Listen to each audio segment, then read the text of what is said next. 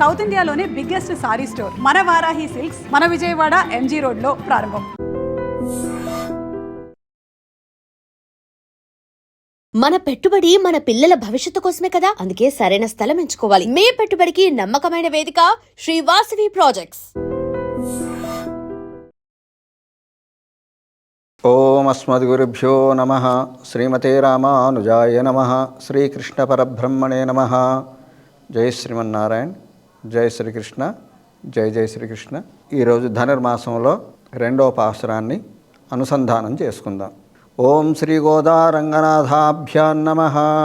வையத்து வாழ்வீர்கள் நாமுன்னம் பாவைக்கு செய்யும் கிருஷைகள் கேளீரோ பார்க்கடலுள் பையத்து இன்ற பரமநடிபாடி நெய்யுண்ணோம் பாலுண்ணோம் நாட்காலே நீராடி மையட்டெழுதோம் மலரிட்டு நாம் முடியோம் செய்யாதன செய்யோம் தீக்குருளே சென்றோதோம் ஐயமும் பிச்சையும் ஆந்தனையும் கை காட்டி ఉయ్యుమారెందుగందేలోరెంబావాయ్.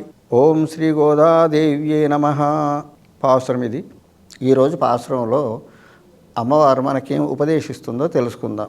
మొదటి పాసురంలో ఈ వ్రతాన్ని ఎప్పుడు చేయాలి అనేది చెప్పింది అమ్మవారు. అలాగే ఈ వ్రతాన్ని చేయడం వల్ల మనకేం ఫలితమో చెప్పింది.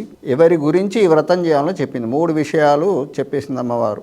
మార్గళి తింగళ్ అని మార్గళి మాసంలో ఈ వ్రతం చేయాలని, తర్వాత నందగోపకుమరన్ ఆ నందగోపకుమారుడైనటువంటి శ్రీకృష్ణుణ్ణే ఆరాధించాలి అని, తద్వారా ఫలితమే వస్తుంది. నారాయణనే నమక్కే పైరై తర్వాన్. మరి శ్రీకృష్ణుణ్ణి ఆరాధిస్తే నారాయణుడు ఎలా మోక్షాన్ని ఇస్తాడు? ఇది కొంతమందికి తెలియని విషయం. కృష్ణుడే నారాయణుడు, కృష్ణుడే శ్రీ మహావిష్ణువు, శ్రీకృష్ణుడే సర్వస్వామి, పరబ్రహ్మ పరమాత్ముడు. కాబట్టి నారాయణుడి యొక్క వివిధ అవతారాలే మత్స్య, కూర్మ, వరాహ, నారసింహ మొదలగు అవతారాలన్నీ.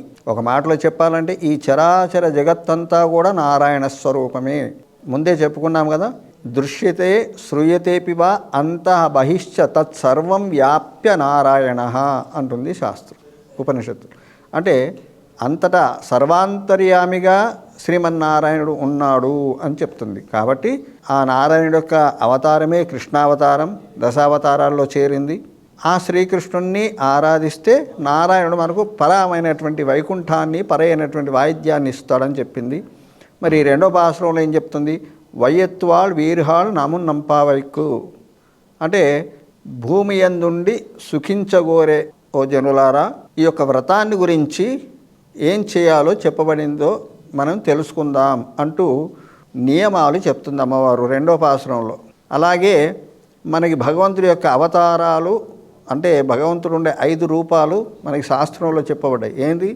పర, వ్యూహ, విభవ, అంతర్యామి, అర్చ అని 5 రూపాల్లో భగవంతుడు ఉంటాడు.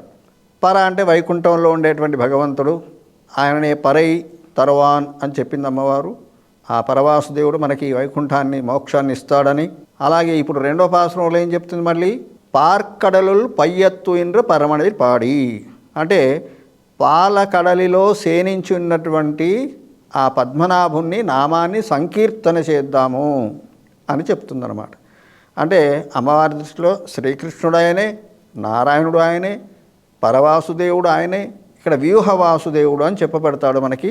పాలకడలిలో ఉన్నటువంటి స్వామి, వైకుంఠంలో ఉండే స్వామి పరవాసుదేవ అని కీర్తింపబడుతుంటే, క్షీరసాగరంలో ఉన్నటువంటి స్వామి వ్యూహవాసుదేవుడి మూర్తిగా మనం ఆరాధిస్తాం. మనకు శాస్త్రం అలా పరిచయం చేసింది. కాబట్టి ఇక్కడ ఒకటి వైకుంఠం పర వచ్చింది, రెండోది పాలకడలి క్షీరసాగరం వ్యూహ వచ్చింది. ఈ పర వ్యూహ అవతారాల గురించి మనకి ఈ 2 పాసురాల్లో చెప్పింది అమ్మవారు. ఈ వ్యూహవాసుదేవుణ్ణి మనం ఆరాధించాలి అంటే ఈ వ్యూహవాసుదేవుణ్ణి అనంత పద్మనాభుడు అని కూడా ఆరాధిస్తూ ఉంటారు. ఇక్కడ చెప్పింది అమ్మవారు అదే. ఏమని? పార్కడలు పయ్యత్తు పరమనడి పాడి అని. ఆయన మళ్ళీ పరమాత్ముడే అని చెప్తుంది ఇక్కడమ్మ. కాబట్టి ఆ పరవాసుదేవుడైనటువంటి స్వామే సృష్టి చేయడానికి వ్యూహవాసుదేవుడిగా అవతరిస్తే ఆ వ్యూహవాసుదేవుడి నుండి ఈ సృష్టి అంతా కూడా రచింపబడుతుంది. బ్రహ్మ, రుద్రాది మొదలగు దేవతలంతా కూడా. మరి ఆ పరవాసుదేవుణ్ణి ఆరాధించడానికి ఆయన నామ సంకీర్తన చేయడానికి, ఈ ధనుర్మాస వ్రతాన్ని ఆచరించడానికి ఏం నియమాలు పాటించాలి ఉంటుంది కదా. మరి ఏదైనా ఒక వ్రతం చేయాలంటే, ఒక దీక్ష చేయాలన్నా, కనీసం ఇంట్లో ఆరాధన చేయాలన్నా నిత్యారాధన కొన్ని నియమాలు ఉంటాయి కదా. అలాగే ఈ గోదాదేవి మనకేం చెప్తుంది, ఈ ధనుర్మాస వ్రతం చేసేవాళ్ళు నెయ్యున్నోం పాలున్నోం నాట్కాలే నీరాడి. ఇది ఆహారానికి సంబంధించిన, వ్యవహారానికి సంబంధించినటువంటి నియమాలు కొన్ని. ఏంటివి? నెయ్యున్నోం పాలున్నోం. ఈ ధనుర్మాసం అంతా కూడా నెయ్యితో చేసినటువంటి పదార్థాలు, నెయ్యిని కానీ అలాగే పాలతో తయారు చేసిన పదార్థాలను కానీ వాడకూడదట. ఎందువల్ల? నెయ్యి పాలు అనేటువంటి పోషక పదార్థాలు. మాకు భగవంతుడే ధారకము పోషకము అనేటువంటి, అంటే మేము జీవించడానికి కావలసినటువంటి ధారకము, మేము ఆధ్యాత్మికంగా భౌతికంగా మానసికంగా కూడా పుష్టిగా ఉండడానికి మాకు పోషకుడు పరమాత్ముడే, ఆ శ్రీకృష్ణ భగవానుడే. కాబట్టి ఇంకా మాకు వేరే ధారక పోషకాలు ఏమీ అవసరం లేదు అనేటువంటి ఉద్దేశ్యంతో చెప్తుందన్నమాట. అలాగే ఇంకా నిష్టగా ఉండేవాళ్ళు ఉప్పు కారాలను కూడా, కారం మిగతా పదార్థాలను త్యజించి కేవలం హవిష్యాన్నాన్ని ఆ గోదాదేవికి ఎప్పుడైతే పొద్దున మనం రోజు కట్టుబొంగల్ నివేదన చేస్తాం కదా. ఏమిటా కట్టుబొంగల్ ఎలా తయారు చేస్తారు? కాసన్ని బియ్యము, దాంట్లో కొంచెం పెసరపప్పు, కొద్దిగా మిరియాలు, కాస్త జీలకర్ర, అల్లం ముక్కలు, నెయ్యి, ఇది వేసినటువంటి పదార్థాన్ని కట్టుపొంగలి అంటారు. దాన్ని శుచిగా వండి భగవంతుడికి నివేదించాలి. మరి నెయ్యి వద్దన్నారు కదండి, నెయ్యి అందులో ఎందుకు వేస్తారు? ప్రసాదం వేరు, మనం వంటకాల్లో వాడకూడదు. కానీ భగవంతుడికి నెయ్యి లేకుండా ఆరాధనే ఆరగింపే చేయకూడదు. కాబట్టి భగవంతుడికి నివేదించేటప్పుడు నెయ్యి వేయాలి, దాన్ని ప్రసాదంగా తీసుకుంటే తప్పులేదు. నెయ్యి అని అనట్లేదు మనం, అక్కడ ప్రసాదం అంటున్నాం. కాబట్టి ఆ విధంగా నెయ్యున్నోం పాలున్నోం నాట్కాలే నీరాడి, అంటే తెల్లవారుజామునే స్నానం చేయాలి, సూర్యోదయానికి పూర్వమే. మన సనాతన ధర్మంలో, మన వైదిక సంప్రదాయంలో, హిందూ సంప్రదాయంలో పూర్వ కాలం నుండి కూడా మన పెద్దలంతా కూడా సూర్యోదయానికి ముందే లేచేవాళ్ళు. సూర్యుడు ఉదయించిన తర్వాత లేవడం కానీ, పళ్ళు తోమడం కానీ, స్నానం ఇవన్నీ ఉండేవి కాదు. ఎందుకు? లోక రక్షకుడైనటువంటి, లోక బాంధవుడైనటువంటి సూర్యుడు, భగవంతుడు, ప్రత్యక్ష భగవంతుడు వస్తున్నప్పుడు ఆయనను మనం ఆరాధించడానికి సిద్ధంగా ఉండాలి. ఆయన వచ్చిన తర్వాత ఏమిటి? ఒక విఐపి వస్తున్నాడండి, ఆయన వచ్చిన తర్వాత మనం మన కోసం ఏర్పాట్లు చేసుకోం కదా. ఆయన రాకముందే ఆయనకి ఏమేం కావాలో అవన్నీ సిద్ధం చేసుకుంటాం. మరి అందరికంటే గొప్ప విఐపి కదా సూర్యభగవానుడు. మనం పిలవకుండానే వచ్చి మనకు కావలసినవన్నీ మనకు సమకూరుస్తున్నాడు. గాలి, వెలుగు, ఇవన్నీ సృష్టి అంతా సూర్యుడు లేకపోతే అంధకార శూన్యం ఇంకేమీ లేదు. కానీ ఆయనను గౌరవించము, ఆయనకు విలువని. ఎందుకో తెలుసా? అడగకుండానే అన్ని ఇస్తున్నాడు కదా. అడగకుండా ఎవరైనా ఏమి ఇచ్చినా కూడా దాని విలువ ఉండదు. మనం కావాలి కావాలి కావాలి అని తపస్సు చేసి పరితపిస్తే వచ్చేదానికి విలువ ఉంటుంది. అందుకని ప్రొద్దున్నే లేచి నాటకాలైన ఈరాడి సూర్యోదయానికి ముందే నిద్రలేచి స్నానం చేసి ఆ పరవాసుదేవుడి యొక్క, వ్యూహవాసుదేవుడి యొక్క నామాన్ని సంకీర్తన చేయాలి. ఏమైనా సంకీర్తన చేయాలి. పొద్దున్న లేస్తే అచ్యుతానంత గోవింద నామోచ్చారణ భేషజాత్ అన్నట్టుగా అచ్యుత, అనంత, గోవింద, రామ, కృష్ణ, పరంధామ, నారాయణ, ఇవన్నీ భగవంతుడి యొక్క నామాలు, అనేక నామాలు. విష్ణు సహస్రనామాన్ని సంకీర్తన చేయాలి, భజన చేయాలి.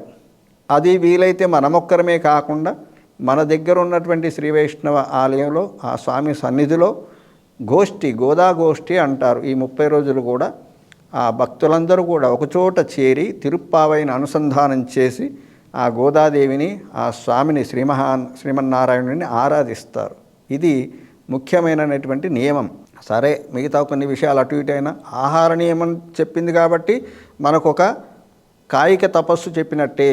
దీన్నే శ్రీకృష్ణ భగవానుడు భగవద్గీతలో మనకి చెప్తాడు. యుక్తాహార విహారస్య యుక్త చేష్టస్య కర్మసు యుక్త స్వప్నావబోధస్య యోగో భవతి దుఃఖః అంటాడు. ఇవన్నీ భగవద్గీతలో చెప్పిన ఈ యొక్క శ్లోకంలోని విషయాలే అమ్మవారు చెప్పింది. ఏమని? యుక్తాహార విహారం అన్నది అంటే నెయ్యున్నోం పాలున్నోం అని, అంటే ఆహారంలో ఇవి. యుక్త చేష్టస్య కర్మసు అంటే ఆ కర్మ చేసే విధానం కూడా ఎట్లా ఉండాలి? మనం పెద్దలు ఏదైతే చేయలేదో, శాస్త్రం ఏదైతే మనకు నిషేధించిందో వాటన్నిటినీ కూడా వదిలేయాలి. పెద్దలు చెప్పిన దాన్ని మనం ఆచరిస్తాము. నెయ్యున్నోం పాలున్నోం నాటకాలు ఎనీరాడి చెయ్యాదన చెయ్యోం తీక్కురులే చంద్రోదోం. చెయ్యాదన చెయ్యోం అంటే మా పెద్దలు ఏది విధి నిషేధించిందని ఆచరించలేదో, విధి నిషేధములను పక్కన పెట్టారో, మేము కూడా అలాగే మా పెద్దలు చెప్పినటువంటి ఆచారాన్ని దాన్నే మేము అనుసరిస్తాము, ఆచరిస్తాము. తర్వాత నాటకాలనీరాడి చెయ్యాదన చెయ్యం తీక్కుర్లే చంద్రోదోం, మా కొప్పులో పువ్వులు కూడా మేము ధరించము అని అంటున్నారు. ఇది ఏమిటంటే ఉపవాసం ఉంటాం. ఉపవాసం అంటే అర్థం ఆహారం తీసుకోకుండా ఉండడమే అని కాదు, భగవంతుడి దగ్గరగా ఉండడం. ఉపవాస ఇది ఉపవాస అంటే ఎవరికి దగ్గర? భగవంతుడి యొక్క దగ్గర. ఆ రోజంతా ఆయన నామ సంకీర్తనలో, ఆయన ఆరాధనలో, ఆయన అర్చనలో కాలాన్ని గడపాలి. ఇది ఉపవాసం. ఉపవాసం ద్వారా ఏమవుతుంది? దేహం పవిత్రం అవుతుంది. సైంటిఫిక్గా చూసినా కూడా మన ఆర్గాన్స్ అన్నీ కూడా స్ట్రెంగ్త్ అవుతాయి. వేస్ట్ పదార్థాలన్నీ కూడా కరిగిపోతాయి అన్నమాట. ఫ్యాట్ అనేది ఉండదు. ఇది ఆధునికంలో కూడా డైటింగ్ అని ఇప్పుడు చేస్తున్నారు. ఇది మనకు పూర్వమే ఉంది. కనీసం పక్షం 15 రోజులకు ఒకసారి వచ్చే ఏకాదశి రోజు ఉపవాసం ఉన్న ఈ సత్ఫలితాలన్నీ మనకు లభిస్తాయన్నమాట. కాబట్టి ఇంకేం చెప్తుంది? ఇదంతా ఒక అలక అన్నమాట భగవంతుని మీద. అమ్మా నాన్నలు మనకేమైనా అడిగితే ఏలేదనుకోండి, ఏం చేస్తాం అప్పుడు? నేను అన్నం తినను, నేను పాలు తాగను అని, నేను బడికి వెళ్ళను అని మారాన్ చేస్తాం కదా. ఇది కూడా భగవంతుడు మనకు అమ్మ నాన్న అన్నీ తనే. కాబట్టి మరి ఆయన నుండి మనం ఏదైనా పొందాలంటే ఆయనకు కొద్దిగా బెట్టు చేయాలి కదా. అరే వీడికి ఇవ్వాలి అని ఆయనకు అనిపించాలి. అరే వీడి పదే పదే పరితపిస్తున్నాడు కదా, అందుకోసమైనా ఇవ్వాలి అనాలి. భగవంతుడు మనం ఏమైనా కోరితే బాధపడతాడట. అయ్యో నా బిడ్డడు వీడు అడగకముందే నేను అన్నీ సమకూర్చాలి కదా, అలాంటి వాడిని నేను వాడు అడిగే పరిస్థితి కల్పించుకున్నాను, ఎందుకు ఈ పరిస్థితి వచ్చిందని బాధపడతాడట. కాకపోతే దాని కారణం ఏమిటి? మనం చేసుకున్నటువంటి కర్మలే, ప్రారబ్ధ కర్మలు. అందుకు భగవంతుడు ఏం చేయలేడు. మన తల్లిదండ్రి చెప్తారు వద్దురా బాబు అక్కడ వెళ్ళకు అని, కానీ మనం ఏం చేస్తాం?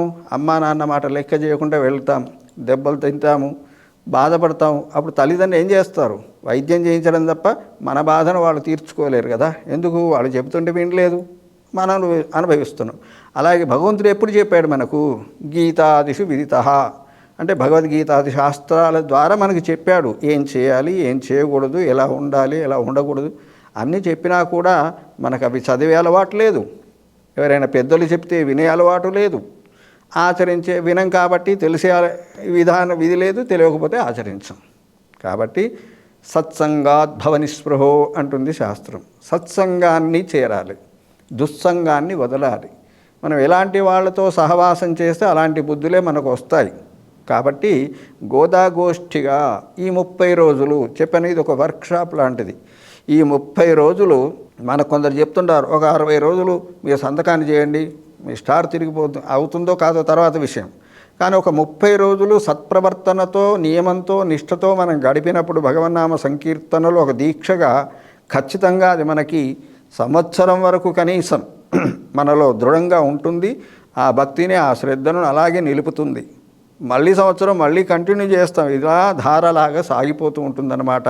కాబట్టి ఆ గోదాదేవి ఈ 2వ పాసురం ద్వారా ధనుర్మాసానికి కావలసినటువంటి నియమాలు చెప్పింది. నెయ్యున్నోం పాలున్నోం నాటకాలు నీరాడి మైయెట్టుడుదోం మొలట్టునాముడియం చెయ్యాదన చేయం తీక్కుర్లే చేయం అయ్యం పిచ్చియం ఆంధ్రవికై కాట్టి. మేము అబద్ధాలు ఆడము, అసత్యాలు పలకము ఈ ధనుర్మాసం చేసేవాళ్ళు. అలా కొన్ని బ్రహ్మచర్యం విధం పాటిస్తే మంచిది. అధశయ్య నేల మీద పరుంటే మరీ మంచిది. వీలైతే చన్నీటి స్నానం వేసేయాలి. అవకాశం లేని వాళ్ళు ఉష్ణోదకంతో వేడి నీళ్ళతో స్నానం చేయవచ్చు. కానీ ప్రధానంగా ఏమిటి? తెల్లవారుజామునే లేవాలి, తెల్లవారుజామునే స్నానం చేయాలి. సూర్యోదయానికి ముందే భగవత్ సన్నిధికి వెళ్ళాలి, స్వామిని కీర్తించాలి. ఈ నామ సంకీర్తన రోజంతా కూడా అలాగే కొనసాగించాలి. ఇది ధనుర్మాసంలో 2వ పాసురంలో అమ్మ మనకి చెప్పినటువంటి ఉపదేశం. ఓం శ్రీ గోదా రంగనాథాభ్యాం నమః. జై శ్రీమన్నారాయణ. జై శ్రీకృష్ణ. జై జై Srikrishna. And for more videos, Please subscribe to iDream. Please subscribe to iDream. Please subscribe iDream. And please subscribe to iDream. For more videos, subscribe to iDream.